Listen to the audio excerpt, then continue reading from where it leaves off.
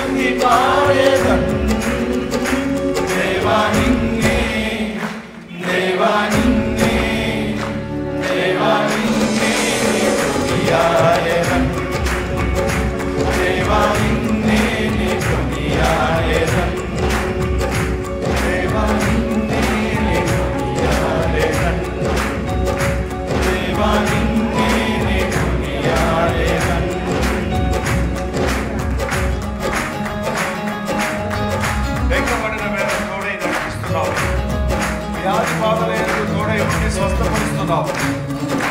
ఇంకా బాధల్లో నీవు నాకు తోడై ఉన్నావు.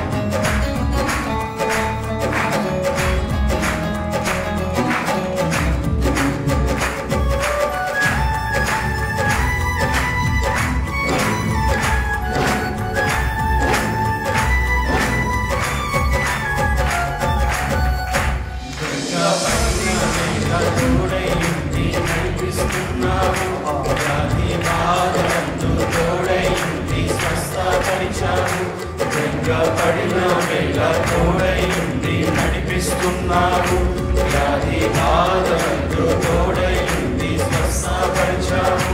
దుఃఖబాధల్లో నీవు నాకు తోడై ఉన్నావు. దుఃఖబాధల్లో నీవు నాకు తోడై ఉన్నావు. మహోన్నతుడా నీకే వందనం.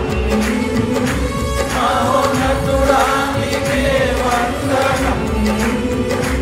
మహాగణుడా మహాగణుడా మహాగణుడా నీకే వందనం. మహాగణుడా నీకే వందనం. మహాగణుడా నీకే వందనం. మహాగణుడా నీకే వందనం. దేవా నీకే నా స్తుతి పాడేదన్. దేవా నీకే నా స్తుతి పాడేదన్. దేవా నీకే దేవా నీకే దేవా నీకే స్తుతి పాడేదన్. దేవా నిన్నే నే కొనియాడేదన్. దేవా నిన్నే నే కొనియాడేదన్. దేవా నిన్నే నే కొనియాడేదన్. దేవా నిన్నే నే కొనియాడేదన్. దేవా నిన్నే నే కొనియాడేదన్. దేవా నిన్నే నే కొనియాడేదన్. ఎంతమంది పాడారో హల్లెలూయా చెప్పండి. అంత శబ్దం రాలేదే. ఇది చాలా రిపిటేషనే కాబట్టి సులభంగా పాడవచ్చు కదా. ఆరాధన అంటే అలాగే ఉంటుంది. స్తుతి ఆరాధన భజన టైపులో ఉంటే మళ్ళీ మళ్ళీ రిపీట్ చేస్తున్నప్పుడు మనసులో దాకా నాటుకుంటుంది. ఇంకోసారి పాడదామన్నవాళ్ళు హల్లెలూయా చెప్పండి. ఎస్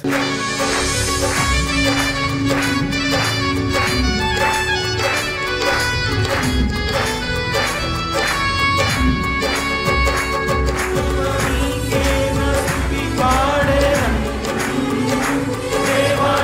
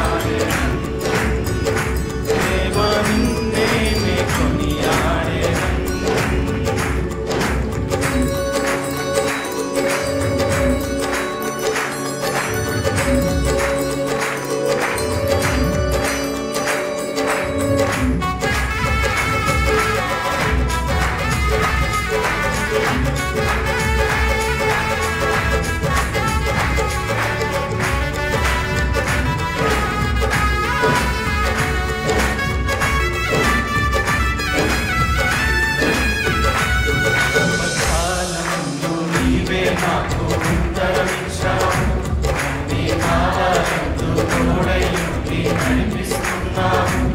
ఆపత్కాలమందు నీవే నాకు ఉత్తరమిచ్చావు, అన్ని కాలాలందు తోడైయుండి నడిపిస్తున్నావు.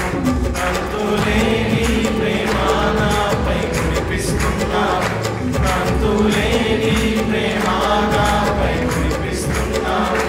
మహోన్నతుడా నీకే వందనం, మహోన్నతుడా నీకే వందనం. మహాగణుడా మహాగణుడా మహాగణుడా నీకే వందనం, మహాగణుడా నీకే వందనం, మహాగణుడా నీకే వందనం, మహాగణుడా నీకే వందనం.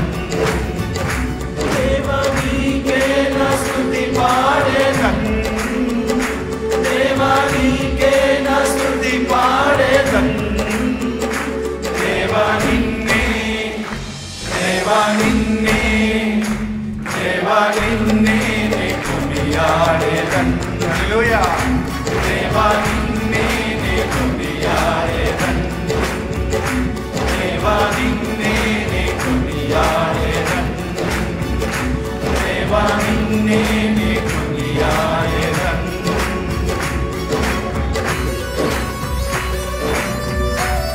నన్ను పుట్టించావు, పోషించావు, ఆదరించావు.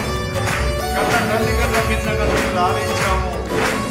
చిన్న ప్రాంతం నుండి నన్ను నడిపించావు.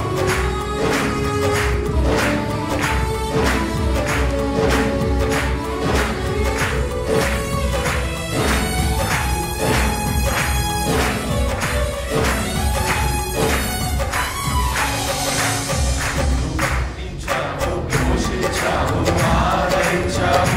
కన్న తల్లి కన్నా భిన్నగా నన్ను లాలిస్తున్నావు. నన్ను పుట్టించావు, పోషించావు, ఆదరించావు. కన్న తల్లి కన్నా భిన్నగా నన్ను లాలిస్తున్నావు. చిన్న ప్రాయం నుండి నన్ను నడిపిస్తున్నావు, చిన్న ప్రాయము నుండి నన్ను నడిపిస్తున్నావు. మహోన్నతుడా నీకే వందనం, మహోన్నతుడా నీకే వందనం.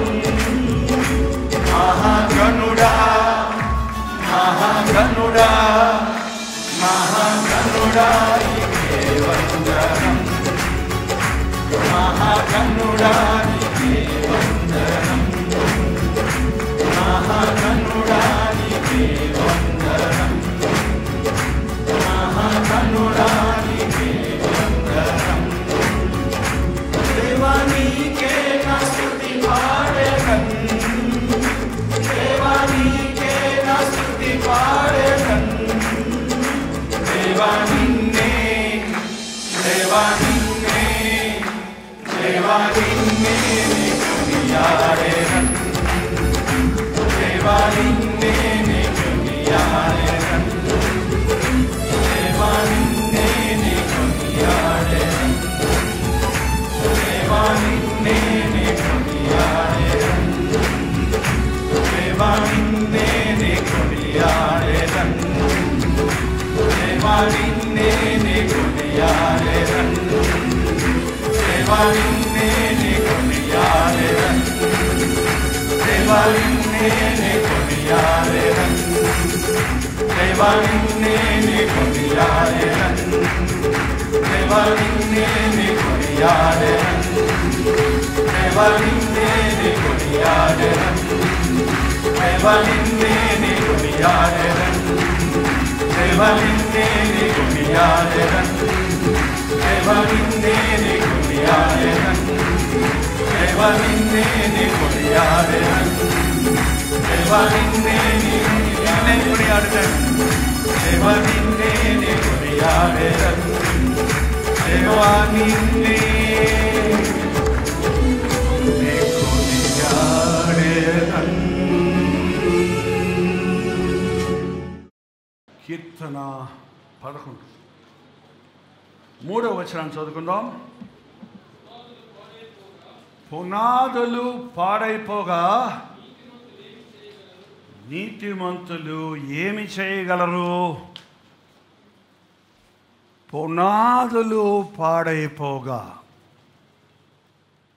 బిల్డింగ్ పాడైతే రిపేర్ చేసుకోవచ్చు, గోడలు పాడైతే రెనోవేషన్ చేసుకోవచ్చు, రూఫ్ పాడైతే మళ్ళీ సరి చేసుకోవచ్చు, ఫ్యాన్ పాడైతే కొత్తది కొని చేసుకోవచ్చు, వస్తువులు పాడైతే కొత్తవి కొనుక్కోవచ్చు. పునాదులు పాడైపోతే ఏం చేస్తాం?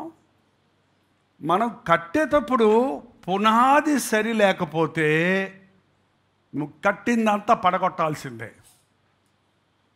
నా మాటలు విని ఆ ప్రకారము కట్టువాడు బండ మీద పునాది వేసిన వాడి వలె ఉంటాడు.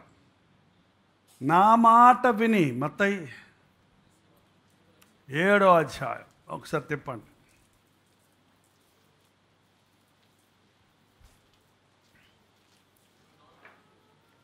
మత్తయి సువార్త 7వ అధ్యాయం 24వ వచనం చదవండి. కాబట్టి ఈ నా మాటలు విని వాటి చప్పున చేయు ప్రతివాడు బండ మీద తన ఇల్లు కట్టుకొనిన బుద్ధిమంతుడి పోలే ఉంటాడు. నా మాట విని నా మాట ప్రకారం కట్టేవాడు ఇల్లు కట్టినా, పెళ్ళి కట్టినా, భవిష్యత్తు కట్టుకున్నా, కెరియర్ కట్టుకున్నా, ఇంకొకటైనా మనం నిర్మించుకునేవి, ప్రారంభించినవి దేవుని మాట చొప్పున, దేవుని చిత్తము చొప్పున జరిగించాలి. వాన కురిసెను, వరదలు వచ్చను, గాలి విసిరను, ఆ ఇంటి మీద కొట్టను, కానీ పునాది బండ మీద వేయబడింది కనుక అది ఏం అవదేహ. పునాది సరిగా ఉంటే ఎన్ని తుఫానులు వచ్చినా, ఎన్ని ఎదురుగాలులు వచ్చినా, ఎంత వర్షం కురిసినా, ఈవెన్ ఇవాళ ఎర్త్కేక్స్ భూకంపాలు వచ్చినా, ప్లాండ్ భూకంపం వచ్చినా కూడా కూలని కట్టడాలు కడుతున్నారు. ఇప్పుడు మేముండే ఫ్లాట్స్ భూకంపం వచ్చినప్పుడు పిల్లర్స్ అన్నీ ఊగుతాయి. అంటే దానికి ఆ షేక్కి దానికి ఒక ఏదో నాకు తెలియదు, ఆ టెక్నాలజీ ఫాలో చేస్తారంట. పెద్ద భూకంపం వస్తే పడిపోతాయి, ఎవడు ఆపలేడు అనుకోండి, అది వేరే. బట్ స్లైటెస్ట్ దానికి క్రాక్లు అవ్వకుండా గోడలు, దానికి స్లైట్ మూమెంట్ వచ్చేటట్టు కడతారు. ఈ అమెరికా దేశంలో అయితే ఇంకా అలాగా చాలా ప్లాంట్గా ఉంటాయి. భూకంపాలు వచ్చినా సరే, వరదలు వచ్చినా సరే, పడనటువంటి కట్టడం. ఈరోజు మన క్రైస్తవ భక్తి, ఆ పునాది ఎవరో? ఆ పునాది క్రీస్తే. క్రీస్తనే బండ మీద కట్టబడిన జీవితం, క్రీస్తు చిత్తములో చేసిన పరిచర్య, క్రీస్తు మీద ఆధారపడి జీవించే జీవితం, చేసే వ్యాపారం, చేసే ఉద్యోగం, చేసే ప్రయాణాలు, చేసే పరిచర్యలు, దేవుని చిత్తములో జరిగిన వివాహాలు, దేవుడి చిత్తములో జరిగించే కార్యాలన్నీ మధ్యలో ఆగిపోవు. శోధన వచ్చిందని, కోవిడ్ వచ్చిందని, కరోనా వచ్చిందని, తుఫానులు వచ్చాయని, ఇన్ఫ్లమేషన్ పెరిగిపోయిందని, సెన్సస్ పడిపోయిందని ఎందుకు చెప్తారు? ఏది ఏమైనా దేవుని చిత్తంలో చేసిన వాడు ఏదికి భయపడక్కర్లా. కరువులో కూడా సమృద్ధిని కలుగజేస్తాడు దేవుడి చిత్తములో జరిగి. దేవుడి యొక్క ప్రీ ప్లాన్. ఆ రోజు ఫరోకు ఒక కాలం వచ్చింది. ఏం కళ వచ్చిందో మీకు తెలుసా? అసలు మీకు కళ్ళు వస్తాయా? వస్తాయి. ఏం కళ్ళు వస్తాయో తెలియదు మరి. దెయ్యపు కళ్ళు వస్తాయంట చాలామందికి. రాత్రి దెయ్యం వచ్చినట్టు, నా పీకి విసుకుతున్నట్టు కళ్ళు వచ్చిందన్నారు. పడుకునే ముందు దెయ్యమా దెయ్యమా దెయ్యమా దెయ్యమా అంటే దెయ్యమే వస్తుంది. మరి ప్రభు అంటే ప్రభు చెడు కనపడుద్ది. విస్తారమైన పని పాటల వల్ల స్వప్నమో. నేను చాలాసార్లు ఆ ఉద్యోగ సభల్లో రాత్రి తెల్లారుజాము 5 గంటలు 6 గంటల దాకా వరుసగా చేసి కొన్ని వందల మందికి 800, 900, 1000 మందికి కూడా చేసిన రోజులు ఉన్నాయి లైన్లో వచ్చిన వాళ్ళకి. ఆ రూమ్కి వెళ్ళి పడుకున్నాక నిద్రలో కూడా ఇంకా చేస్తారేమంట, ప్రభా ఆయన కాపాడు, ప్రభా ఆయన సాయం చేయ, ప్రభా అది తెలియసి అయిపోయింది ఆ మీటింగు. ఏంటండి నీ మనసు నిండా ఏది ఉంటుందో అదే వస్తుంది, అది వేరే సంగతి. అదే ఏదైనా ప్రార్థన చేసిన వస్తుంది కానీ అందరి దగ్గర డబ్బులు గుంచుకున్నట్టు రాదే.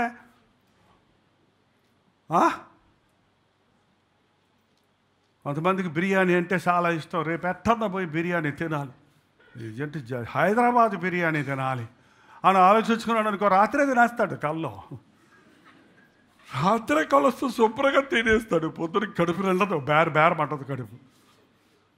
ఏంటండి డబ్బులాశ నోడికి డబ్బులు కట్టలు దొరికినట్టు రోడ్డు మీద కళ వస్తుంది. మీకు వస్తనే లేవు ఇలాంటి గమ్మత్తైన కళలు. దేవుడు స్వప్నాల ద్వారా మాట్లాడతాడు, ముఖ్యంగా అన్యులతో, అవిశ్వాసులతో, ఇలిటరేట్ బైబిల్ చదవటం రాని వాళ్ళతో. నేను గమనించే పల్లెటూరులో సేవ చేసినప్పుడు వాళ్ళకి అక్షరాలు రావు, అసలు బైబిల్ చదవలేరు. బైబిల్లో ఉన్న సారం అలాగే దేవుడు కళ్ళలో చూపించాడని చెప్తున్నప్పుడు, ఓ ఇదా దేవుని పద్ధతి అని నాకు అర్థమవుతుంది. పాత నిబంధనలో స్వప్నముల ద్వారా, అప్పుడు బైబిల్ లేదు వాళ్ళకి, అన్య రాజులతో మాట్లాడాడు. ఏం టకాలు వచ్చింది? 7 బలిసిన ఆవులు వచ్చాయి, ఇంకొక 7 బక్కబలిసగా ఎండిపోయిన ఆవులు వచ్చాయి. జరిగిన గమ్మత్తు ఏంటంటే ఎండిపోయిన ఆవులు బలిసిన ఆవుల్ని మింగేసి ఎండిపోయే ఉన్నాయట. మళ్ళీ ఎదురా బాబు ఇది నాకు అర్థం కాల. అంటే జైలు నుంచి రప్పించి చెరసాల నుంచి ఏందయ్యా ఇది అంటే, ఉండవయ్యా నేను ప్రార్థన చేసి చెప్తాను, నాకు మాత్రమేం తెలుసు, దేవుడు చెప్తాడు ఏదో. ప్రార్థన చేసి అన్నాడు 7 సంవత్సరాలు సమృద్ధిగా పండబోతుంది, ఆ తర్వాత 7 సంవత్సరాలు భయంకరమైన కరువు రాబోతుంది. అయితే ఏం చేయమంటావు? ఆ కరువుని ఎదుర్కోవాలంటే నీకు సమృద్ధి ఉన్నప్పుడు దాన్ని కూర్చిపెడితే, ఎక్స్ట్రా ఉన్నది ఎత్తి పెడితే అది కరువు కాలంలో అదేదో నువ్వే చేసేయమన్నాడు. ఏంటంటే నీకే అప్పచెప్పేశాను అన్నాడు. యోసేపు ప్రధానమంత్రి అయిపోయాడు. ఏమండి ఆహారాన్ని సేకరించి భద్రపరిచాడు. కరువు కాలంలో కరువు లేదు అక్కడ, ప్రపంచమంతా కరువు ఉంది. యాకోబుకి ఆయన కుమారులకి కరువు వచ్చింది, ఎక్కడ దొరకటం లేదు ధాన్యం. యోసేపు అన్నదాత అయిపోయాడండి. యోసేపు జీవితం పునాది గట్టిగా ఉంది. యోసేపు ఫరో రాజు కొడుకుగా సింహాసనం ఎక్కలా, రాజకుమారుడిగా సింహాసనం ఎక్కినోడికి అసలు కష్టసుఖాలు ఏం తెలుస్తాయి?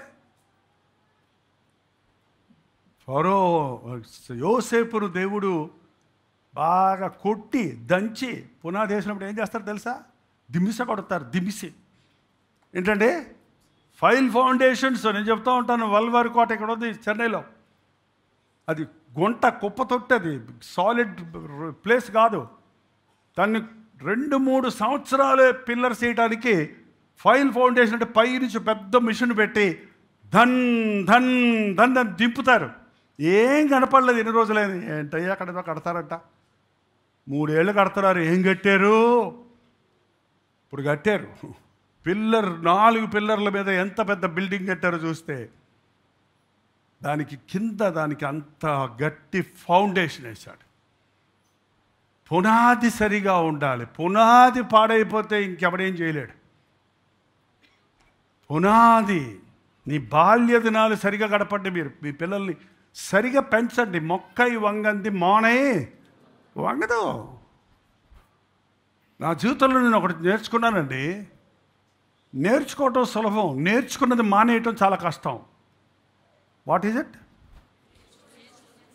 నేర్చుకోవడం సులభం, నేర్చుకుంది మానటం కష్టం, అసలు కుదరదు. అందుకని నేర్చుకున్నానంటే ఏం నేర్చుకుంటున్నావు? తప్పు నేర్చుకున్నావు అనుకో, దిద్దుకోవటం కుదరదు. ఈరోజు నేర్చుకోరు మనుషులు, ఈజీగా తప్పులు నేర్చుకుంటాడు. ఇమిటేషన్, వాళ్ళని చూసి వీళ్ళని చూసి వాళ్ళు. కాపీ కొట్టేవాడు కష్టపడి చదివేవాడికి డిఫరెంట్ ఉందా లేదా? అంటే కష్టపడి వాడు ఎగ్జామ్ రాస్తున్నాడు చదువుకొని, వెనకాడవాడు నేనేం కష్టపడ్డప్పుడుదా తిరిగి వస్తాడు. ఏం చేస్తాడు? ఎదురుకుండా కూర్చొని కాపీ కొడితే వారికి ఎక్కువ మార్కులు వస్తాయంట. మళ్ళీ దాంట్లో బోల్డ్ లిటిగేషన్లు ఏంటి. ఈ మధ్య కొత్త రకం కూడా మొదలుపెట్టారంటే, ఈ ఎలక్ట్రానిక్ వచ్చాక ఇయర్ ఫోన్స్ పెట్టుకొని ఇక్కడ చేయి పెట్టుకొని అక్కడ వాళ్ళ అమ్మో నాయనో ఎవడో ఒకడు చెప్తుంటాడు అనమాట, ఇంటికి రాసేస్తుంటాడు. చాలా సీరియస్గా ఈ చెయ్యి తీయడు.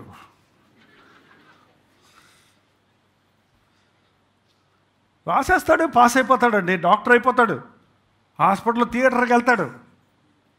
మళ్ళీ అక్కడ కూడా ఏమైనా పెట్టుకొని కోస్తాడు. ఏం కోయమంటావు?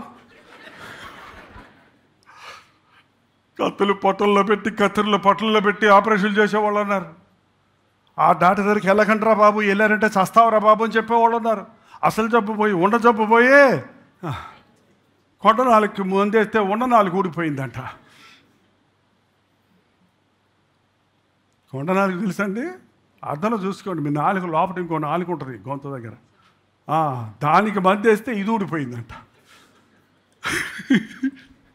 ఇవాళ అలాగే ఉంది.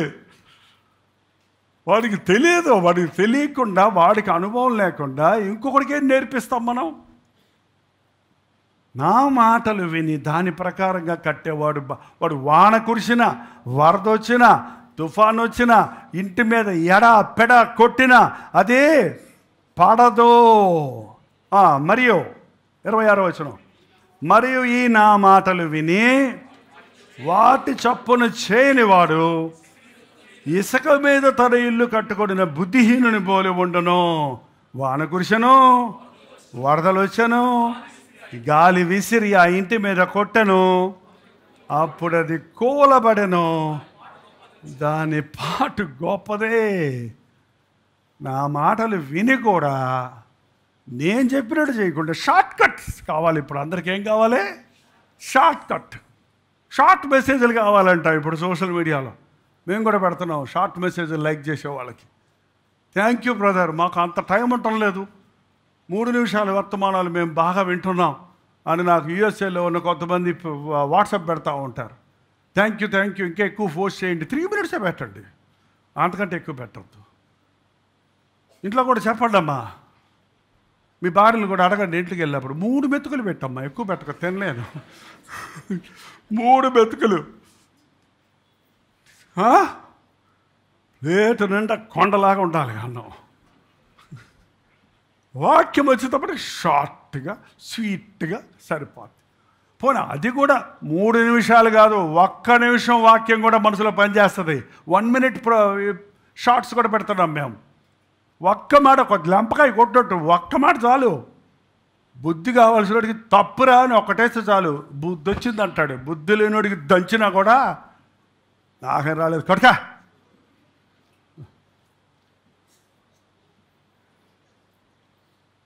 దేవుని మాటలు రోజు వింటున్నామండి. ఎన్ని మాటలు ఎన్ని ఉంటారు ఇప్పటికి? మీరు ఎన్ని ప్రసంగాలు ఎన్ని ఉంటారు? ఎన్నిసార్లు బైబిల్ చదువుంటారు? ఎన్ని వాక్యాలు కట్టవచ్చు మీకు?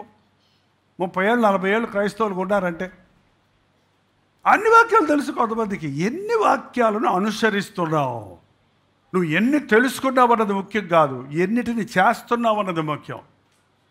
Jack of all things master of nothing అంట. అంటే అన్నీ కొంచెం చేస్తాడంట, ఏది సరిగ్గా చేయడంట. ఎందుకు? అన్నీ బడి చేయడానికా? ఏదో ఒకటి నేర్చుకో, నీకు దేవుడు పెట్టింది. నా మాటలు విని ఆ ప్రకారం చేయని వాడు ఇసుక మీద అంటే పునాది ఎందుకురా దండగా? పునాదికి ఇంత పెట్టుబడి ఎందుకు? తవ్వటం ఎందుకు? దాంట్లో కాంక్రీట్ వేయటం ఎందుకు? దానికి పెద్ద ఇంజనీర్లు తీసుకొచ్చి వాళ్ళకి ఫీజులు కడతాం ఎందుకు? నా తెలీదా? దైవజ్ఞానం ఉంది నాకు. యేసయ్య నామంలో ఇసుక నీవే నా పునాది అంటాడు. మళ్ళీ కావాలంటే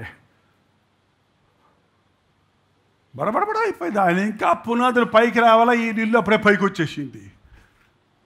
ఎగతాలు చేస్తున్నాడు. ఏందే చేస్తున్నావు? చూడు నా సేవ చూడెట్టుందో, నేను చూడెట్టున్నాడా? నువ్వేంది అక్కడ ఉన్నావు?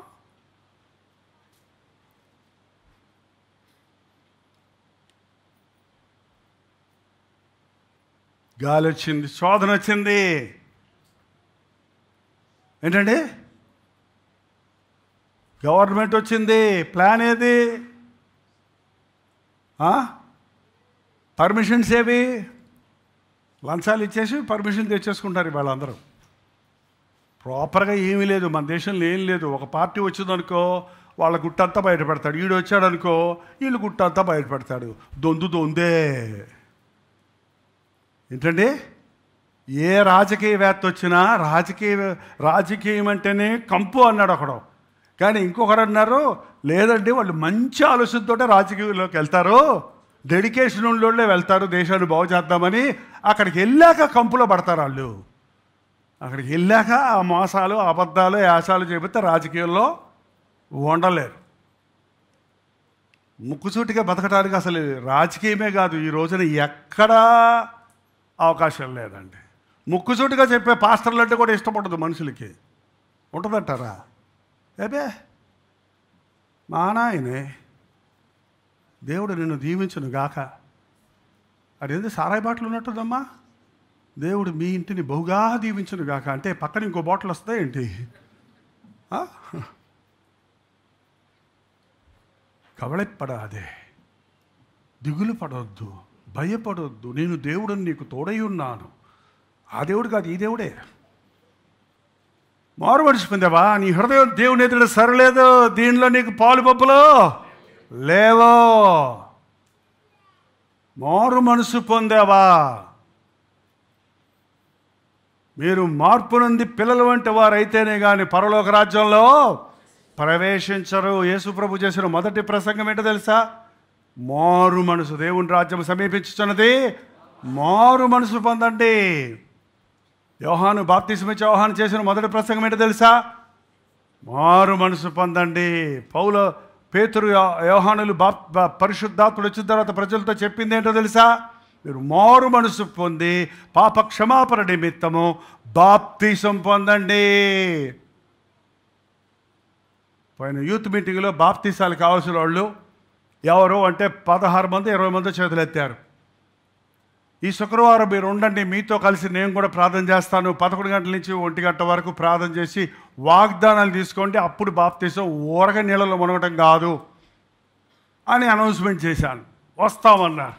నేను ఆ ఫ్రైడే సిద్ధపడి వచ్చాను. 1 గంట వరకు 1 గంట సేపు వాళ్ళతో 11 నుంచి 1 గంట వరకు ప్రార్థన చేద్దామని. కొంచెంసేపు ఇక్కడ మంచి మిగిలిన వాళ్ళతో ప్రార్థన చేస్తున్నాను కాబట్టి ఆ మొత్తంగా ఆ టైం ఇక్కడే ఉన్నాను నేను. 4 మిగిలారు. ఎంతమంది? 4.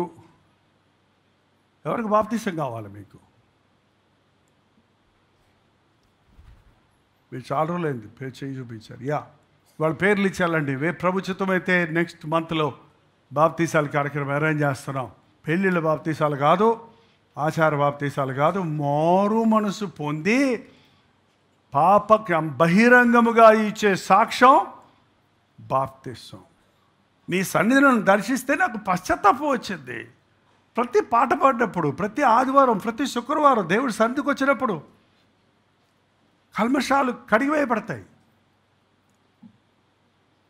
యేసుప్రభు శిష్యుల దగ్గర కూర్చొని వాళ్ళు ఒక్కొక్కళ్ళ పాదాలు కడుగుతుంటే పేతురు ఏమన్నాడంటే, అయ్యో నువ్వు నా పాదాలు కడగకూడదంటే, నేను నిన్ను కడగని ఎడలా నాతో నీకు పాలు పంపులు అయితే నన్ను మొత్తం కడిగి అన్నాడు. స్నానమే చేయించమంటున్నాడు దొరగారు పాపం. నన్ను మొత్తం కడిగంటే అన్నాడు. స్నానం చేసినోడికి పాదాలు కడిగితే చాలు. ఎందుకంటే నడవడికలో పాదాలు మురికి అవుతాయి. స్నానం చేసిన తర్వాత ఇంట్లోకి వచ్చేటప్పటికి పాదాలు కడుక్కొని వచ్చేవాళ్ళు. ఇంతకుముందు కరోనా వైరస్ వచ్చాక శానిటైజర్ పూసుకొని వచ్చినట్టు అది కూడా ఇట్టిట్ట, అది అక్కడ అట్టుకోదు, ఎక్కడ పెట్టుకోదు. అది ఇంతదంట జమ్స్ అన్నీ చచ్చిపోతాయి. ఇట్టిట్ట అట్టు సరిపోతాయి. ఎవరు టెస్ట్ చేశారో కానీ పారుచున్న నీటిలోనే కడగాలి. బైబిల్లో అప్పుడే రాయబడింది. పారుచున్న నీరు అంటే పైపు తిప్పామనుకోండి, దాంట్లో నుంచి కింద నీళ్ళు వస్తుంటాయి, అక్కడ కడుక్కుంటే పోద్ది. ఇందులో ఉంది ఫింగర్ బౌలు. తిన్నాక బొత్త ఎక్కువ లేవలేక బెడ్ మీద నుంచి, అదే మా డైనింగ్ టేబుల్ మీద నుంచి మళ్ళీ ఏమడుగుతారు? Finger bowl. ఆ గుప్పెడు నీళ్ళల్లో అందులోనే కడుగుతారు. ఎందులో ఉంది మురికంతా? ఇందులోనే ఉంది. బాగా గుర్తులేదు. బ్రిటిష్ వాళ్ళు, అమెరికన్స్ ఒకళ్ళు ఫింగర్ బౌల్ వాడతారు, ఒకళ్ళు వాడరు. మీకు ఎవరో తెలుసా? మీకు అసలు ఏం తెలియదు. బ్రిటిష్ వాళ్ళు వాడతారా అమెరికన్స్ వాడతారా, ఎవరో ఒకళ్ళు వాడతారు ఒకళ్ళు వాడరు. ఆ వాడన ఆయన ప్రెసిడెంట్కి భోజనానికి పిలిచారంట వాడేవాళ్ళు. పిలిచి ఆయన భోజనం పెట్టిన తర్వాత ఫింగర్ బౌల్ తెచ్చారు. ఈయనకి ఏం అర్థం కాలే, ఇదేంది కొత్త రకం సూప్ అనుకున్నాడు ఆయన.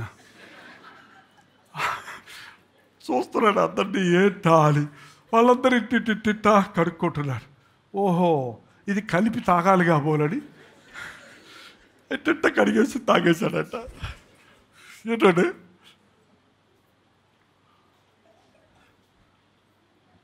మనకి ఏం తెలియకపోయినా లోకమంతా తెలిసినట్టుగా కబుర్లు చెప్తాం. మనుషుడు బతుకంతా తెలుసుకుంటున్నా ఎన్నో విషయాలు మనకి ఇంకా అర్థం కావు. దేవుని విషయాలు ఎట్లా అర్థమవుతాయి, లోక విషయాలు తెలియట్లా. నా మాటలు వినండి, నా మాటలు వినండి అంటున్నాడు దేవుడు. అవి జీవపు ఊటలు. జీవపు ఊటలు అంటే అర్థం ఏంటి చెప్పండి? జీవపు ఊటలు అంటే ఏంటి? అవి కంటిన్యూస్గా వస్తూనే ఉంటాయి, దానికి నో స్టాప్. అంటే దేవుని మాటలు నిన్నెన్నాను కదా అంటే నిన్నంటే ఇవాళ వచ్చాయి కొత్త, ఇవాళ వచ్చింది కొత్త ప్రత్యక్షత, కొత్త ప్రత్యక్షత, కొత్త ఎక్స్ప్లెనేషన్, కొత్త వివరణ, కొత్త సమాధానాలు దొరుకుతాయి. రోజు దేవుని వాక్యాన్ని తవ్వాలి, వింటూనే ఉండాలి, ఆ మాట ప్రకారం నడుచుకుంటూ ఉండాలి. తుఫాను వచ్చినా, వరద వచ్చినా, శోధన వచ్చినా, పోరాటాలు వచ్చినా అవి కూలదు. ఆయన మాటల ప్రకారం కట్టనోడికి కొంచెం గాలి వస్తే చాలు ఓడిపోయి. ఈ పెళ్ళిళ్ళండి భలే గమ్మత్తుగా చేసుకుంటున్నారు.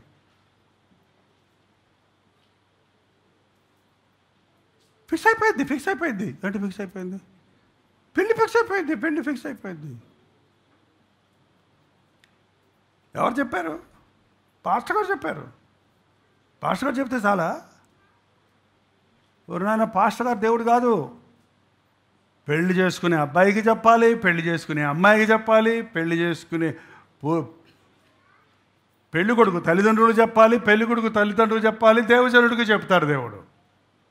ఇష్టానుసారమైన పెళ్ళిళ్ళు గబగబగబ చేసేసుకోవటం. నేను చచ్చేలాగా పెళ్లి చేస్తాను, నేను చచ్చాను తొట్టు అందంట. ఆమె వచ్చే నెలలు చచ్చిపోతా ఏంటో మరి, అందుకని చేసేసుకోవాలంట. అట్ట కూడా అంటారు, నేను చచ్చే ముందు నీ పిల్లని ఎత్తుకోవాలరా, త్వరగా పెళ్లి చేసుకుని పిల్లని కానీ నాకు ఇచ్చి, అప్పుడు నా ఆస్తి అంతా నీకు రాసేస్తా. ఆస్తి కోసం పెళ్ళైన 3వ రోజే గొడవ, పెళ్ళైన 6 నెలల్లో ఏంటది విడాకులు. ఎంతమంది ప్రేయర్ బర్డెన్స్ పోతారు తెలుసా అండి? నిన్న రాత్రి నాకు వచ్చిన ప్రేయర్ బర్డెన్స్లో చాలామంది నా భర్త నా బిడ్డను నన్ను వదిలిపెట్టి వెళ్ళిపోయాడు. 4-5 చూశాను నేను, చాలా బాధ వేసింది నాకు. ఓహో ఇది బాగా తిరుగుతుంది ఈ రోజున. వివాహాలు దేవుని చిత్తంలో జరగకపోతే వివాహం అనేది 100 ఏళ్ల పంట అంటారు భారతదేశంలో. మనం మరణం వరకు వివాహం పవిత్రమైన బంధంగా కాపాడుకోవాలి.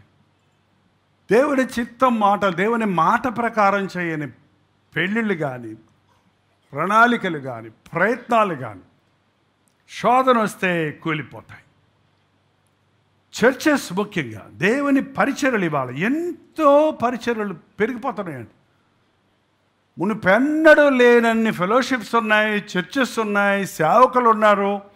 సోషల్ మీడియాలో కుప్పలు సేవకులు ఉన్నారు. ఎంతమంది క్రిస్టియన్ విశ్వాసులు, క్రిస్టియన్స్ అనే మాట నాకు ఇష్టంలా, ఎంతమంది రక్షించబడుతున్నారు, ఎంతమందిని ఆత్మలు సంపాదిస్తున్నారో లెక్కలు కడితే స్వాతంత్రం వచ్చినప్పటి నుంచి 75 సంవత్సరాల నుంచి భారతదేశంలో క్రైస్తవుల శాతం ఎంతండి? 2.5.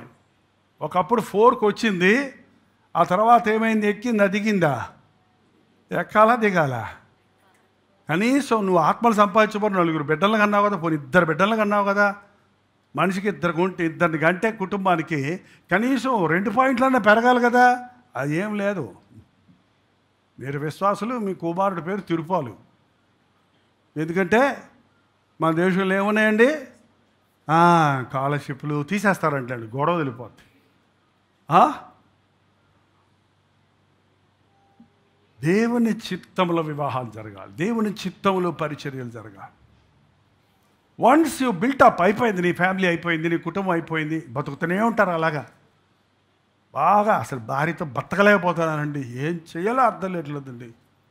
ఈ మనుషుడితో నరకం అనుభవిస్తున్నానండి, నేను ఏమైపోవాలి తెలియటం లేదని చెబుతున్నారు. చూడండి, ఏం చేయాలి ఇప్పుడు? విడాకులు విడుదల అనుకుంటున్నాడు చాలామంది. విడాకులు అనేది దేవుని వాక్యానికి విరుద్ధమైంది. మీ హృదయ కాఠిన్యాన్ని బట్టి ఆ రోజు మోషే ఒప్పుకున్నాడు, కానీ అది దేవుడు ఏర్పరిచింది. భార్యను విడిచి మరొకతను వివాహం చేసుకున్నాడు, వారు వ్యభిచారం చేస్తున్నాడు. విడవబడిన దానిని పెళ్లి చేసుకునేవాడు వ్యభిచారమో చేస్తున్నాడు అని క్లియర్గా యేసే నోట్లోంచి వచ్చిన మాట అది. అప్పుడు ఎంత జాగ్రత్తగా ఉండాలి వివాహం విషయంలో మనం? దేవుని చిత్తం, marriages are made in heaven and వినికిడి ఉంది, అది దట్ ఈస్ ట్రూ. వివాహం అనేది దేవుని చిత్తం ఉంది, దాన్ని చిత్త ప్రకారంగా చేయాలి. అందుకే వివాహం కొరకు కనిపెట్టండి, ప్రార్థించండి అని చెప్తుంటాడు. ఒక్కసారి వివాహం అయిన తర్వాత నీకు వచ్చే గంటకు వచ్చే రోజు వచ్చే చిక్కులన్నిటికీ ఎక్కడుంది విడుదల? పునాది పాడైపోతే ఆ కుటుంబం నిలబడదండి, ఆ పరిచర్యలు నిలబడవు, ఆ మనిషి జీవితం నిలబడదు, అతడు కూలిపోతాడు. ఆ పాడు గొప్పదన్నాడు. ఇప్పుడు ఇక్కడ పునాదులు పాడైపోగా మళ్ళీ రండి 11 వచ్చాడు. నీతిమంతులు ఏం చేయగలరు? నీతిమంతులు ఏం చేయగలరు అని క్వశ్చన్ మార్క్ వేశారు. అంటే ఏం చెయ్యలేము అని అర్థమా, ఏం చెయ్యాలి అనే ప్రశ్న అది. ఇంకేం చేయమంటావు, నన్నేం చేయమంటావు? అంత ఈజీ. మనం ఏమంటాం సాధారణంగా, నన్నేం చేయమంటావు? మీరు గొడవలు పెట్టుకొని నా దగ్గరికి వస్తే నన్నేం చేయమంటావు? నీతిమంతులు ఏం చేయదురు, ఏం చేయాలి, ఏం చేయగలరు? ఏమైనా చేయగలరా, చేయలేరా? మీ అభిప్రాయం ఏంటో చెప్పండి చూద్దాం. ఏం చేయగలరు? ఏం చేయగలరండి? ప్రార్థన చేయాలి. ఇంకేం చేయాలి?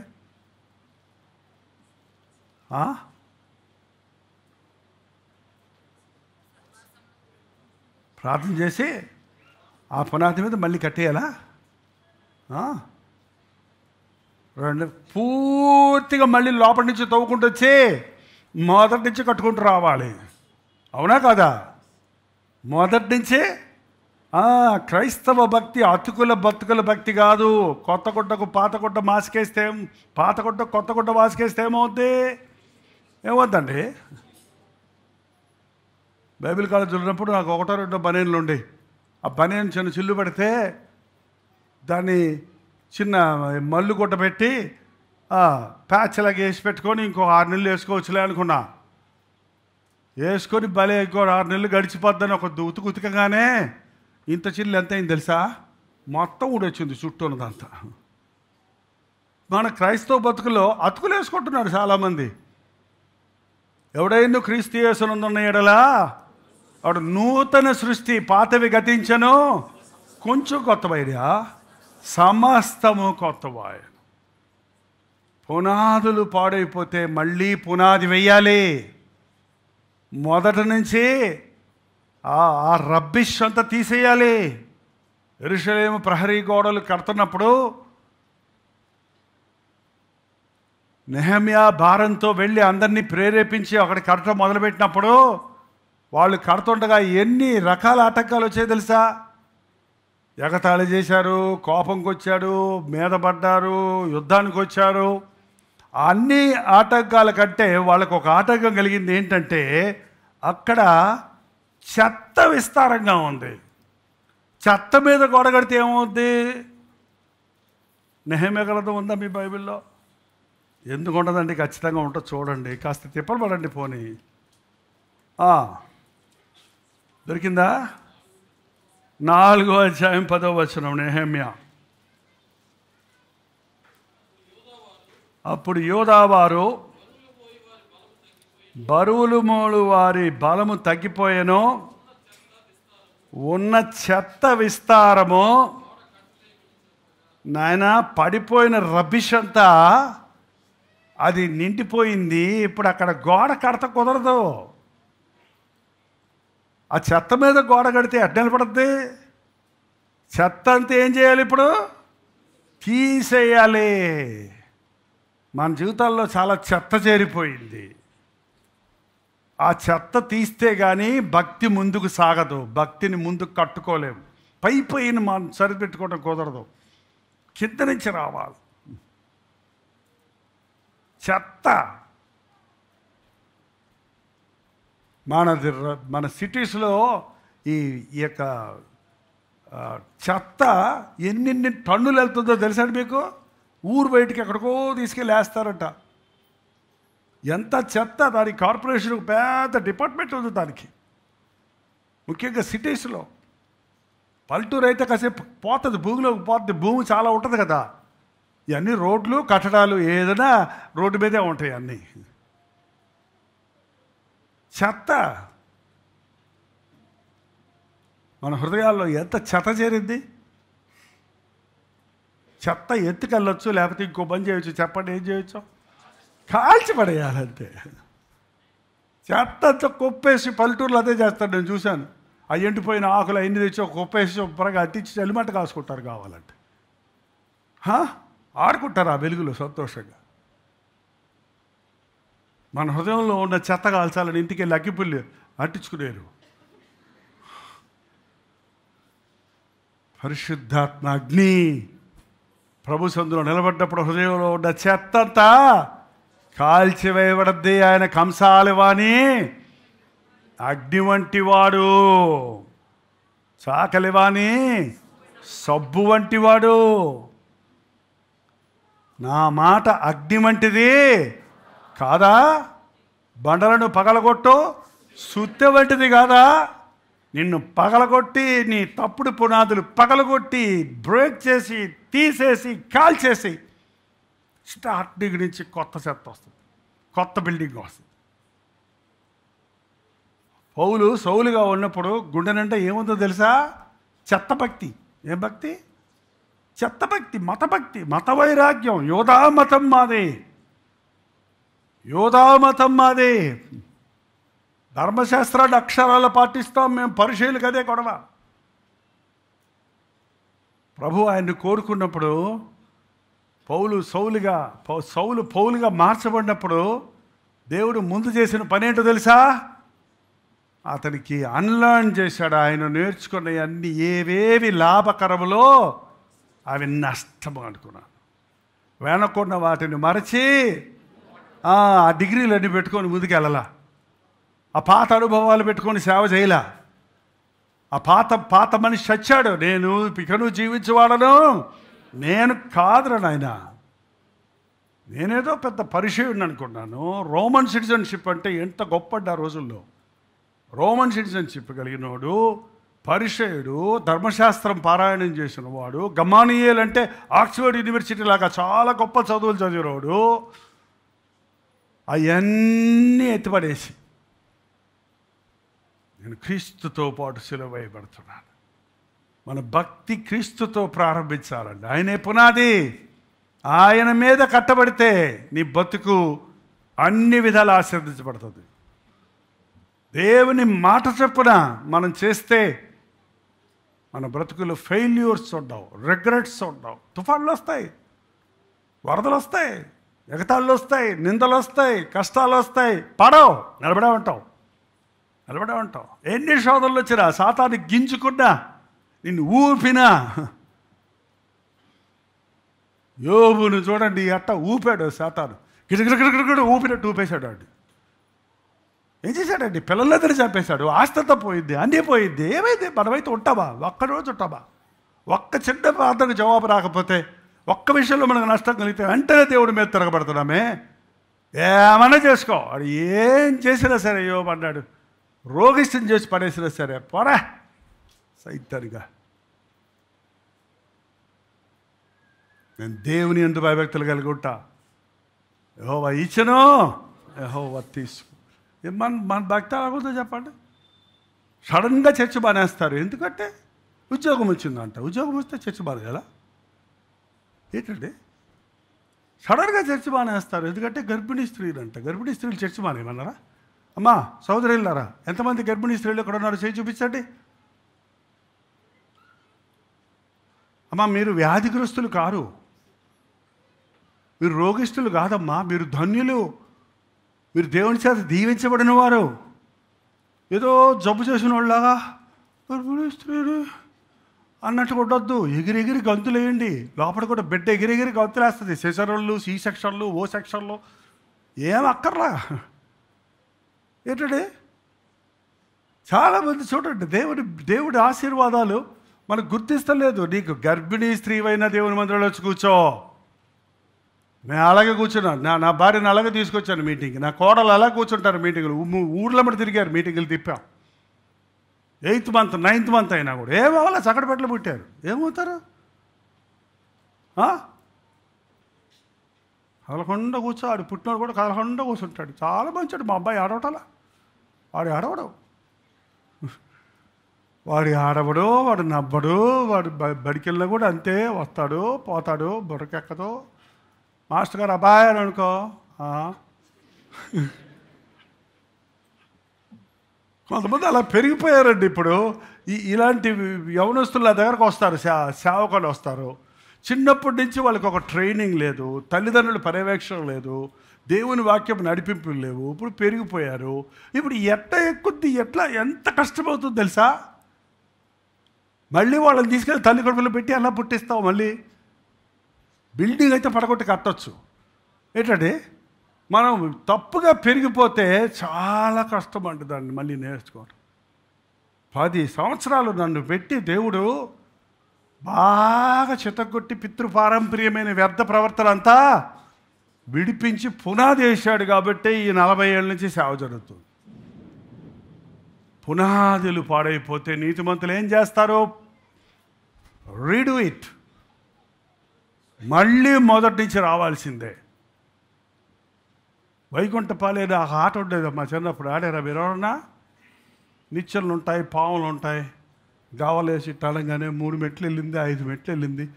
ఇంకొక మెట్టు ఎక్కితే స్వర్గం వచ్చేస్తుంది అనమాట. ఆ పక్కన ఒకటి పెద్దగా ఉంటుంది పాము. ఆ మెట్టు ఎక్కితే స్వర్గం పోతావు, ఈ మెట్టు ఎక్కితే మళ్ళీ అక్కడికి వచ్చావు, జీరోకి వచ్చేస్తావు. ఏంటండి వాళ్ళు చాలామంది జీవితం అట్లాగే ఉంది. మొదటి నుంచి ప్రారంభించు. Nothing is impossible. మళ్ళీ మోకరించి ప్రార్థిస్తే నూతన సృష్టిగా చేసేవాడుగా ఉన్నాడు. ఒకటి ప్రార్థన చేయటం. పునాదులు పాడైపోతే నీతిమంతులు ఏం చేయగలరు? ప్రార్థన చేస్తారు అన్నావు. ఇంకొకటండి, ఒక మనిషిని ఫ్లెక్సిబిలిటీ రావాలంటే, ఫ్లెక్సిబిలిటీ అంటే కొంతమందికి చేతులు వంగవు, కాళ్ళు వంగవు. వాళ్ళకి ఏం చేస్తారు చెప్పండి? ఫిజియోథెరపీ చేయటం అంటే ఏం చేస్తారు? వంగని కాళ్ళను అబ్బా అంటున్నా సరే ఏం చేస్తారు? నన్నేం నొప్పి లేకుండా నాకు ఫిజియోథెరపీ చేసిపో అన్నాడు అనుకో, ఉన్న కాళ్ళు కూడా ఊడిపోతాయి. ఏంటంటే ట్రైనింగ్ కావాలి, తర్బీదు కావాలి. యేసు ప్రభువు 3.5 సంవత్సరాలు తాను కోరుకున్న వారికి ఏం చేశాడు చెప్పండి? BTH డిగ్రీ ఇచ్చాడా? మరి ఏం చేశాడు? వాళ్ళకు చర్చి కట్టించాడా? మరి ఏం చేశాడు? మ్యూజిక్ క్లాసులు పెట్టించి మ్యూజిక్ నేర్చుకోమన్నాడా? బైబిల్ కాలేజీకి వెళ్ళినట్టని చెప్పారా? థియాలజీ నేర్చుకోమన్నాడా? ఏం చేశాడు? వాళ్ళకి తెలిసిన విద్య ఏంటంటే చేపలు పట్టుకోవటం. వాళ్ళకి ఆరితేరిపోయిన విద్య అంటే నేను జాలర్ని అనుకున్నాడు పేతురు. జాలర్ అంట ఆయన, సీనియర్ జాలరీ. పేతురు వృద్ధుడు శిష్యుల్లో.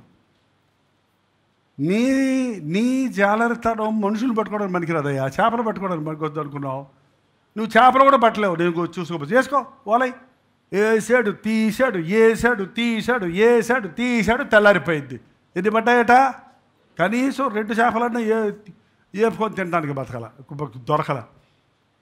ఏంటండి మళ్ళీ పో వెనక్కి. అయ్యా రాత్రంతా వేసామయ్యా, మళ్ళీ ఎందుకు పొమ్మంటావు మమ్మల్ని? పోయా, లోతు నడిపించో. నేనున్నా ఈసారి. నేను లేని దోణులు వేసావు, ఏం పడలా నీకు. నేనున్నా దోణులు వెయ్యి. వెళ్ళినవాడు రాత్రంతా ప్రయాసపడ్డాము, ఏమీ దొరకలేదు. అయినను నీ మాట చొప్పున వాళ్ళేస్తున్నా. ఆయన మాట చొప్పున వాళ్ళేసినండి ఏమైందండి? ఏ చోటు? తెల్లారాక చేపలు పడవు, అందుకే తెల్లవారుజామున వెళ్తారు. తెల్లారిపోయి కిందకు వచ్చి వలలన్నీ ఏం చేస్తున్నారు? వాళ్ళు కడుక్కుంటున్నారు. మళ్ళీ రీస్టార్ట్ చేశారు ఇప్పుడు కొత్తగా. అసలు పడవ అదే ఏరియాలో రాత్రి అంతా వేశారు ఒకటి వల్ల. ఇప్పుడు దేవుని మాట ప్రకారం చేయగానే దెబ్బకి పేతురు ఏమన్నాడు తెలుసా? నేను చాలా జ్ఞాని అన్నాడా? నేను పాపాత్మనయ్యా, నా దగ్గర నుంచి వెళ్ళిపో, అసలు నీ దగ్గర ఉంటాను నేను, తగినోండు కాదు, గర్విస్తాను నేను. భయపడకు, నువ్వు ఇక మీదట మనుషులను పట్టు జాలలుగా చేస్తావు. పునాది మళ్ళీ కరెక్ట్ చేసుకోవాలండి. Go back. నువ్వు ఏ స్థితిలో నుంచి పడితో జ్ఞాపకం చేసుకొని ఆ మొదటి క్రియలో చేయాలి.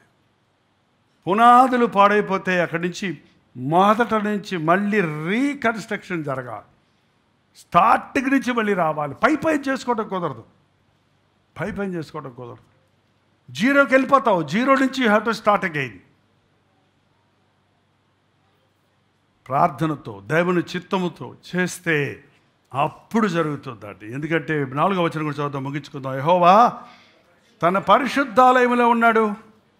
యెహోవా సింహాసనము ఆకాశమందు ఉన్నది. ఆయన నరులను కన్నులారా చూచుచున్నాడు. తన కన్ను దృష్టి చేత ఆయన వారిని పరిశీలించుచున్నాడు. ఆయన ఈజ్ ఆన్ ద థ్రోన్.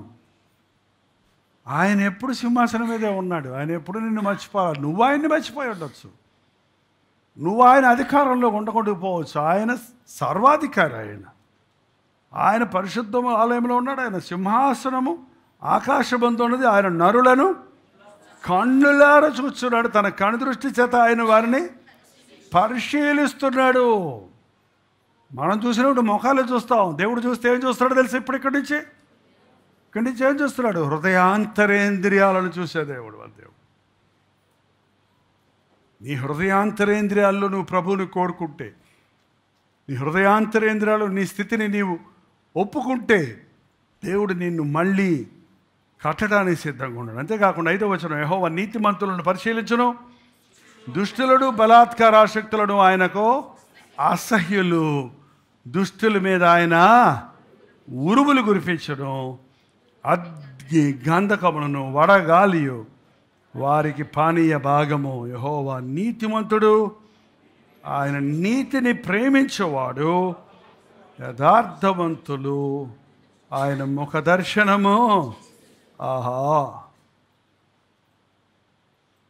మనం పడే పాటు, మనం చేసే ప్రార్థనలు, మనం దేవునికి భయపడి లంచాలు కోరకుండా, పాపానికి చోటు ఇవ్వకుండా, అందరిలాగా ఉండకుండా, హృదయశుద్ధిని కాపాడుకుంటూ, దైవ భయము కలిగి నష్టమైన కష్టమైన బ్రతికే బ్రతుకు దేని కొరకండి? ఆయన ముఖ దర్శనము. ఆయన దృష్టిలో అసహ్యులమై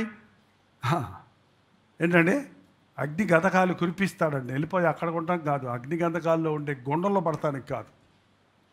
ఆయన ముఖ దర్శనం చేసుకోవడానికి నేను సిద్ధపడాలి. చెత్తతో దేవుని ముఖం చూడలేను నేను. హృదయ శుద్ధి గలవారు ధన్యులు, వారి దేవుని హృదయంలో చెత్త ఉన్నవారు ధన్యులు. వారేం చూస్తారు? దేవుని చిత్తం తెలియటం లేదు. సౌలుకి దురాత్మ పెట్టినప్పుడు దేవుని చిత్తం తెలియటంలా. ప్రవక్తలు బలిపించుకున్నాడు, తుమ్మేమి రప్పించుకున్నాడు. అది ఒక బైబిల్ గ్రంథంలాగా దేవుని చిత్తం తెలుసుకోవడానికి దేవుని ఆలయంలో ఉన్న ఒక వస్తువు అది. ఏం దొరకలా. చివరికి ఎక్కడికి వెళ్ళాడు ఆయన తెలుసుకోవడానికి? కర్ణపిశాచి గల దగ్గర. రాజు అయినన్నే కర్ణపిశాచులు గల వారందరినీ తోలేశాడు దేవునికి ఇష్టం లేదని. మళ్ళీ ఏం చేశాడు? వాళ్ళే రప్పించుకున్నాడు. వాళ్ళు ఎంతమంది అండి క్రైస్తవ దేవుని బిడ్డలైన తర్వాత వదిలిపెట్టిన మళ్ళీ అదే ఆచారాలు, వదిలిపెట్టిన భక్తి, వదిలిపెట్టిన అన్ని ఆచారాలు, దురభ్యాసాలకు మళ్ళీ బానిసలైపోతున్నారు. వాళ్ళని ఏం చేయాలి? యేసయ్య నాయన పాపిని క్షమించంటే సరిపోద్ది అనుకుంటున్నారా? కుదరదు. You have to come from the beginning. నీతిమంతులు దేవుని కొరకు, దేవుని సన్నిధిలో ఇవాళ క్రైస్తవుల కొరకు మనకి యూత్ మీటింగ్స్ జరుగుతున్నాయి, సరదాగా అయిపోతున్నాయి. ఉద్యోగ సభలు అంటున్నారు, అవి ఉద్యోగమే ఉండదు అక్కడ. ఆదివారం ఆరాధన అంటున్నారు, ఆత్మతో సత్యంతో ఆరాధించడం కనబడుతుందా? నా ప్రయాస ఏంటంటే నిజమైన సంఘం ఎలా ఉంటుంది, నిజమైన క్రైస్తవుడు ఎలా ఉంటాడు, క్రీస్తు అడుగుజాడల్లో నడిచేవాడు ఎలా ఉంటాడో మనం నడిచి చూపించాలి, చేసి చూపించాలి. తిప్పలు పెడుతున్నా, ఎప్పుడో వేసాం ఈ సేవకు పునాది. ఆ రోజుల్లో మా పునాది రాళ్ళు 3 తెలుసా మీకు? ఆ రోజుల్లో ఉన్న వాళ్ళకి ప్రార్థన, ప్రేమ, పరిశుద్ధత. అందులో నుంచి వచ్చే స్తుతి. ప్రార్థనకు ప్రాముఖ్యం, పరిశుద్ధత, హృదయశుద్ధి, మనస్సాక్షి, మంచి మనస్సాక్షి, ప్రేమ. 13వ అధ్యాయం 1 కొరింథీ చదివితే అర్థమవుతుంది ప్రేమ అంటే ఏంటో. ఆ ప్రేమతో కట్టిన సంఘం ఇది. ఇవాళ దేవుని ప్రేమ కలిగిన సంఘాలు చాలా తక్కువ ఉన్నాయి.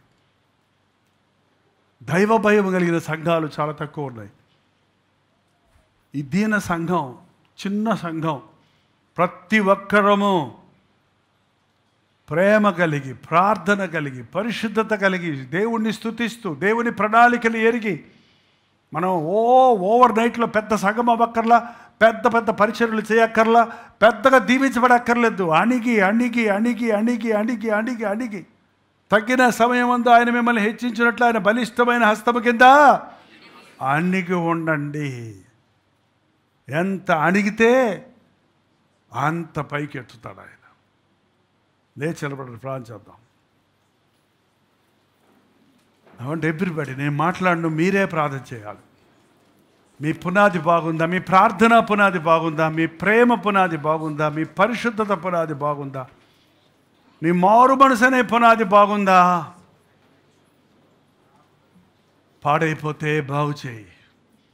పాడైపోతే మరల మోకాళ్ళ మీద పడి సంపూర్ణమైన మార్పు కొరకు, పరిపూర్ణమైన విడుదల కొరకు నోరు తెరిచి ప్రార్థన చేయండి. నోరు తెరవాలి. నీ సంగతి నీకు బాగా తెలుసు. నీ భక్తి ఎలా ఉంది? అత్యవసర భక్తిలాగా ఉందా? చాలని భక్తిలాగా ఉందా? బండ మీద కట్టబడిన పునాది యేసయ్య మాట చొప్పున నీ బ్రతుకుని కట్టుకుంటున్నావా? నీ బిడ్డలను పెంచుకుంటున్నావా? నీ దాంపత్య జీవితంలో ముందుకు సాగుతున్నావా? నీవు చేసే నిర్ణయాలు, నీవు చేసే వ్యాపారాలు, నీవు చేసే ఉద్యోగాలు, నీ పిల్లలకు చదువులు ఎన్నుకున్న చదువులు దేవుడి చిత్తంలో ఎన్నుకుంటున్నావా?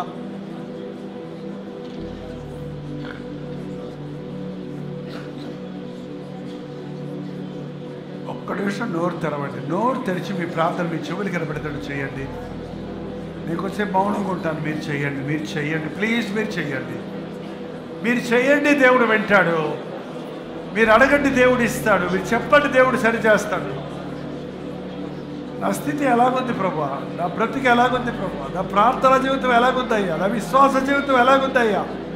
అడగండి, పోనీ ఆయన చూపిస్తాడు. నీ సంగతి నీకు తెలియజేస్తాడు.